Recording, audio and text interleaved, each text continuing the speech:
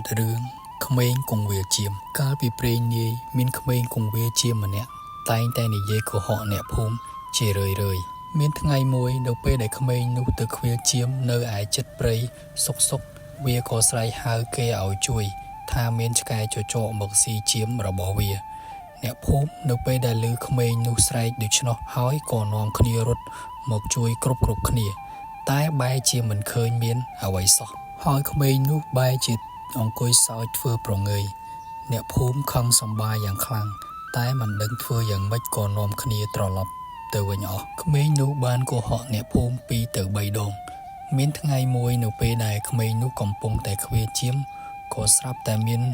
វងចចកចេញមកស៊ីជាមរបស់វាពិតមែនក្មេងនោះនៅពេលដែលបានឃើញវងចចកមកស៊ីជាមរបស់វាក៏ខំប្រឹងស្រែកយ៉ាងខ្លាំងឲ្យអ្នកភូមិមកជួយ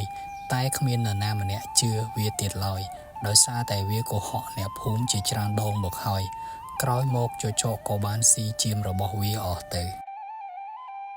នៅក្នុងអត្ថបទរឿងនេះផងដែរអ្នកនិពន្ធចង់បង្ហាញនៅគំនិតអប់រំដូចខាងក្រោម 1. ការកុហកជាអំពើអាក្រក់ដែលនាំឲ្យបាត់បង់ទំនុកចិត្តមកលើយើងនិងទី 2. ការកុហករមែងហុចផលដល់ជននោះនៅក្តីអាម៉ាស់និងក្តីវិនាសអត្ថបទរឿងក្មេងគង្វាលជាមក៏សូមបញ្ចប់តែត្រឹមនេះសូមអរគុណអត្ថបទរឿងចាប់ស្រុកនិងចាប់ព្រៃកាលពីមុនពួកចាប់ស្រុកនិងពួកចាប់ព្រៃតែងតែហើររកស៊ីចំណីជាពួកផ្សេងគ្នាហើយមេចាប់ស្រុកតែងតែប្រដៅវងរបស់ខ្លួនថាបើរកស៊ីកុំជជែកគ្នាបើមានព្រានព្រៃវេលប់ត្រូវស្រោះគ្នាហើរទូលលប់ហើយឲ្យរបើករួចជីវិតពួកចាប់ស្រុកក៏ធ្វើតាមដំបូន្មានចំណែកឯខាងចាប់ព្រៃវិញគ្មានសណ្ដាប់ធ្នាប់ទេហើយពេលរកស៊ីម្ដងតែងតែស្រែកជែកចាចពេញព្រៃជំនេរថ្ងៃមួយចាប់ទាំងពីរក្រុមក៏បានជួបគ្នានៅដើមត្រែងមួយចាប់ព្រៃទុំនៅក្រោមដើមហើយចាប់ស្រុកទុំនៅខាងលើរំពេចនោះមែកត្រែងក៏បាក់មកចំក្បាលចាប់ព្រៃខឹងយ៉ាងខ្លាំងហើយនិយាយទៅកាន់ចាប់ស្រុកថាហេតុអ្វីក៏ឯងកាច់មែកត្រែងទម្លាក់ដាក់ក្បាលយើងអញ្ចឹងចាប់ស្រុកតបយើងមិនបានកាច់វាទេមែកត្រែងបាក់ដោយខ្លួនឯងទេពួកចាប់ព្រៃមិនពិចារណារកហេតុផលក៏បបួលគ្នាឆ្លោះនឹងពួកចាប់ស្រុកឮមាត់អើងកងរំពងឡើងឮដល់ពួកព្រានព្រៃចំណែកឯពួកព្រានព្រៃនៅពេលដែលឮមាត់ចាប់នៅគុំត្រែងនោះច្រើនហើយក៏នាំគ្នាយកលុបទៅវាយលុបជាប់ទាំងអស់ចាប់ទាំងពីរក៏ជាប់លុបហើយនៅតែឆ្លោះគ្នាទៀតមិនបានប៉ុន្មានក៏ត្រូវព្រាន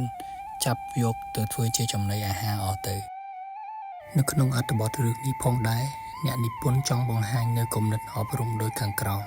1. កុំប្រើពាក្យសម្ដីឮបង្កការរំខានដល់អ្នកជិតខាងដែលនាំឲ្យគេស្អប់និងទី 2. កុំឆ្លោះទាស់តែងគ្នាក្នុងគ្រាដែលមានអាសន្នអត្ថបទរឿងចាប់ស្រុកនិងចាប់ព្រៃក៏សូមបញ្ចប់តែត្រឹមនេះសូមអរគុណអត្ថបទរឿងទុនសាយដេកក្រោមដើមត្នោតកាលពីព្រេងនាយមានសត្វទុនសាយមួយក្បាលដេកនៅក្រោមដើមត្នោតលាវស្រាប់តែមានធាងត្នោតធ្លាក់មុខលាន់លើរំពងដូចផែនដីបាក់ស្រុតទុនសាយភ្ញាក់ព្រឺតស្ទុះវឹងរត់ព្រុយគ្មានមើលក្រោយគ្រានោះវាក៏បានរត់ទៅជួបនឹងសត្វគោដែលកំពុងស៊ីស្មៅ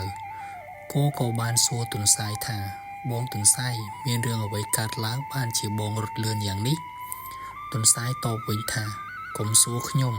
ឆាប់រត់ឲ្យលឿនទៅផែនដីបាក់ស្រុតចិត្តមកដល់ហើយគោជឿថាទុនសាយជាសត្វមានប្រាជ្ញាក៏រត់ត្រង់កន្ទុយតាមទុនសាយសត្វទាំងពីរក៏បាននាំគ្នារត់បន្តិច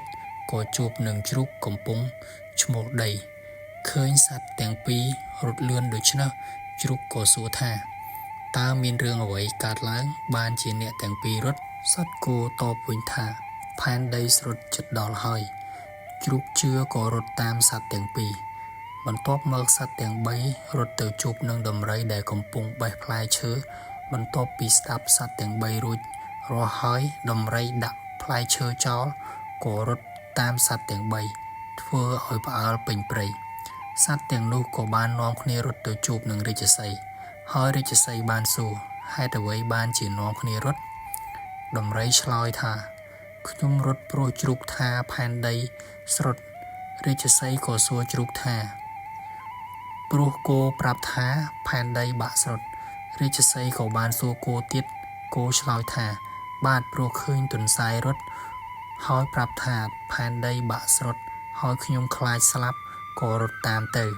រាជសីហ៍សួរទន្សាយវិញម្ដងហើយទន្សាយក៏បានឆ្លើយថាខ្ញុំរត់ព្រោះខ្ញុំដេកយល់សពធៀងថ្នោតធ្លាក់ក្បែរនោះផងទើបខ្ញុំយល់ថាផែនដីបាក់ស្រុតមែននៅក្នុងអត្ថបទរឿងនេះផងដែរអ្នកនិពន្ធចង់បង្ហាញនៅគំនិតអប់រំដោយខាងក្រោម 1. មិនត្រូវជឿលើអ្វីដោយគ្រាន់តែឮធំក្លិនឃើញស្ទាបត្រូវនោះទេ 2. មិនត្រូវជឿមនុស្សដោយគ្រាន់តែឋានៈការងារវ័យចាស់ជាងចេះដឹងច្រើនជាងឬភេទជាអ្នកបួសនិងទី 3. ត្រូវជឿទៅលើហេតុផលនិងការវិភាគតាមរយៈវិចារណញ្ញាណអត្ថបទរឿងទន្សាយដេកក្រោមដើមត្នោតក៏សូមបញ្ចប់តែត្រឹមនេះ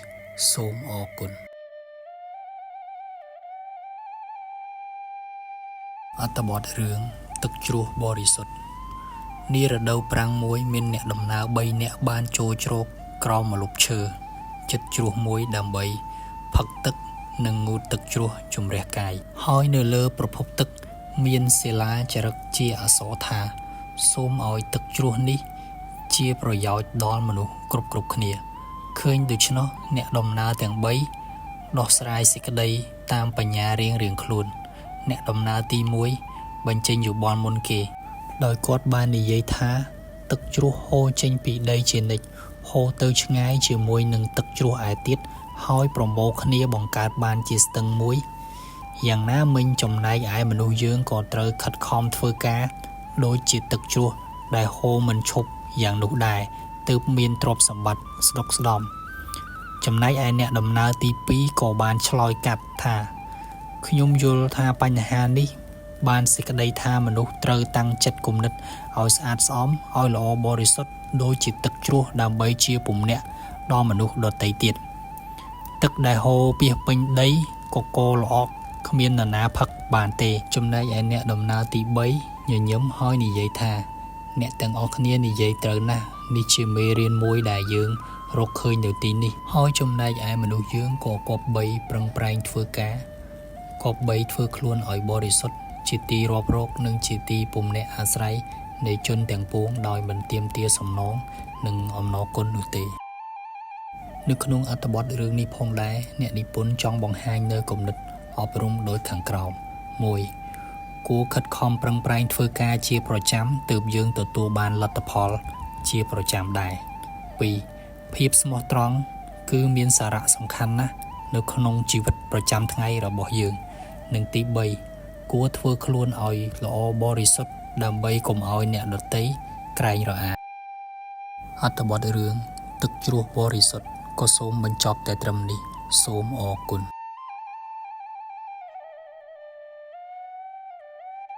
រឿងតោចាស់និងគោប្រហិន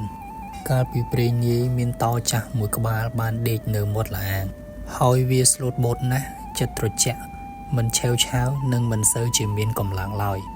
ជួនជាពេលមួយមានគោមួយក្បាលបានមករកស៊ីស្មៅនៅក្បែរនោះឃើញតោដេកដូច្នោះក៏និយាយសើចចំអកឡើងថាមិនហើយលោកតាតោអើយលែងមានកម្លាំងរត់ដេញចាប់ក្តាន់ប្រើសទៀតហើយមែនទេតោពោលតិចថាតាចាស់ហើយចង្កូមក៏រិលអស់ហើយដែរចំណែកឯគោវិញនៅពេលដែលឮដូច្នោះហើយបានចិត្តក៏ឡើងជន់កន្ទុយតោវាសោចដាក់តោដោយយល់ថាចង្កូមតោរិលអស់មែនតោនៅស្ងៀមហើយនិយាយថាមិនអីទេបន្ទាប់មកវាក៏បានឡើងជន់លើក្បាលតោស្រាប់តែតោស្ទុះហក់ឡើងខំកែងជើងគោហើយនិយាយឡើងថាឯងយល់ខុសហើយយើងចាស់កម្លាំងខ្សោយមែនតែចង្កូមរបស់យើងមិនទាន់រិលនោះទេយើងអាចចាប់ឯងស៊ីពេលណាក៏បានដែរតែលើកនេះយើងទុកជីវិតឲ្យឯងចុះគ្រាន់តែចង់ព្រមានឯងកុំឲ្យឆាប់មើលងាយគេពេក នៅក្នុងអត្ថបទរឿងនេះផងដែរអ្នកនិពន្ធចង់បង្ហាញនៅគំនិតអប់រំដោយខាងក្រោម 1. សូមកុំមើលងាយមនុស្សចាស់និងទី 2. មិនត្រូវធ្វើជាមនុស្សទន់ខ្សោយពេកទេព្រោះអាចគេធ្វើបាបគេមើលងាយគេមិនខ្លាចអត្ថបទរឿងតោចាស់និងគោប្រហើនក៏សូមបញ្ចប់តែត្រឹមនេះសូមអរគុណអត្ថបទរឿងក្អែកស្រែកទឹកកាលពីព្រេងនាយមានក្អែកមួយក្បាលក្រោយពីបានហើររកចំណីពីកន្លែងមួយទៅកន្លែងមួយហើយមិនបានសោះវាក៏ស្រែកទឹកជាខ្លាំងហើរបណ្ដើរងាកឆ្វេងងាកស្ដាំបណ្ដើររំពេចនោះស្រាប់តែវាបានប្រទះឃើញនឹងធោមួយសត្វក្អែកនោះបានហើរវឹងទៅរកធោនោះដោយក្តីរីករាយប៉ុន្តែនៅពេលដែលទៅដល់វាបែរជាអស់សង្ឃឹមទៅវិញព្រោះតែទឹកនៅក្នុងធោមានតិចពេកវាមិនអាចដាក់ចម្ពុះរបស់វាចូលទៅដល់ហើយវាក៏បានសាកល្បងអស់ជាច្រើនវិធីតែនៅតែមិនអាចផឹកទឹកនៅក្នុងធោនោះបានមួយសន្ទុះក្រោយមកវាក៏បាននឹកឃើញវិធីសាស្ត្រដ៏ល្អមួយគឺបើយកដុំថ្មមកដាក់នៅក្នុងថូនោះទឹកនោះនឹងឡើងហើយវាពិតជាអាចផឹកទឹកនោះបានជាមិនខានបន្ទាប់មកក្អែកក៏បានហើរទៅប៉មយកដុំថ្មជាច្រើនដុំយកមកទម្លាក់ចូលនៅក្នុងថូនោះម្ដងមួយរហូតទាល់តែទឹកនោះឡើងប្រៀបស្មើនឹងមាត់ថូហើយវាក៏អាចផឹកទឹកនោះបានមួយចំអែតទៅនៅក្នុងអត្ថបទរឿងនេះផងដែរអ្នកនិពន្ធចង់បង្ហាញនៅគំនិតអប់រំដូចខាងក្រោម 1. ត្រូវធ្វើការងារមួយដោយវិធីច្រើនយ៉ាងកុំប្រើវិធីតែមួយ 2. បញ្ហាតែងតែមានដំណោះស្រាយតែបើបញ្ហាធំពេកយើងត្រូវដោះស្រាយវាដោយបន្តិចម្ដងនិងទី 3 ត្រូវប្រើគំនិតថ្មីក្នុងការសិក្សាក៏ដូចជាការបង្កើតមុខរបរថ្មីអត្ថបទរឿងក្អែកស្រែកទឹកក៏សូមបញ្ចប់តែត្រឹមនេះសូមអរគុណអត្ថបទរឿងឆ្កែនិងទន្សាយកាលពីព្រេងនាយមានឆ្កែមួយក្បាលបានរត់ដេញប្រមាញ់សត្វទន្សាយនៅក្បែរជើងភ្នំពេលខ្លះវាប្រើចង្កូមយ៉ាងស្រួចខំទន្សាយហាក់ដូចជាចង់ឆក់ជីវិតរីឯពេលខ្លះទៀតវាគ្រាន់តែជ្រុលចង្កូមលេងសើចជាមួយនឹងសត្វទន្សាយតែប៉ុណ្ណោះហើយទន្សាយក្តៅក្រហាយនឹងទង្វើរបស់ឆ្កែយ៉ាងខ្លាំងរួចនិយាយថាខ្ញុំចង់ឲ្យបងឯងបង្ហាញមុខមាត់ពិតរបស់បងឯងចេញមកប្រសិនបើបងឯងមានបំណងធ្វើជាមិត្តហេតុអ្វីបានជាបងឯងខំខ្ញុំយ៉ាងនេះប៉ុន្តែបើជាសត្រូវវិញហេតុអ្វីបានជាបងឯងត្រឹមតែខំប្រឡែងមិនសម្លាប់ខ្ញុំទៅបងដឹងទេថាខ្ញុំឈឺខ្លាំងណាស់ចុះបើសិនជាគេធ្វើបែបនេះដាក់បងវិញថាតើបងមានអារម្មណ៍យ៉ាងណាដែរឆ្កែនៅពេលដែលឮទន្សាយនិយាយដូច្នោះក៏មានអារម្មណ៍មួយខ្មាស់អៀនយ៉ាងខ្លាំងនិងសូមទោសទន្សាយហើយពួកវាក៏បានធ្វើជាមិត្តនឹងគ្នារហូតមកនៅក្នុងអត្ថបទរឿងនេះផងដែរអ្នកនិពន្ធចង់បង្ហាញនៅគំនិតអប់រំដូចខាងក្រោម 1. កុំធ្វើអ្វីមួយគ្រាន់តែដើម្បីជាការសើចសប្បាយ 2. កុំរស់នៅក្នុងស្ថានភាពដែលមិនពេញចិត្តនិងទី 3. ត្រូវក្លាហាននិងមានទំនួលខុសត្រូវអត្ថបទរឿងឆ្កែនិងទន្សាយក៏សូមបញ្ចប់តែត្រឹមនេះសូមអរគុណ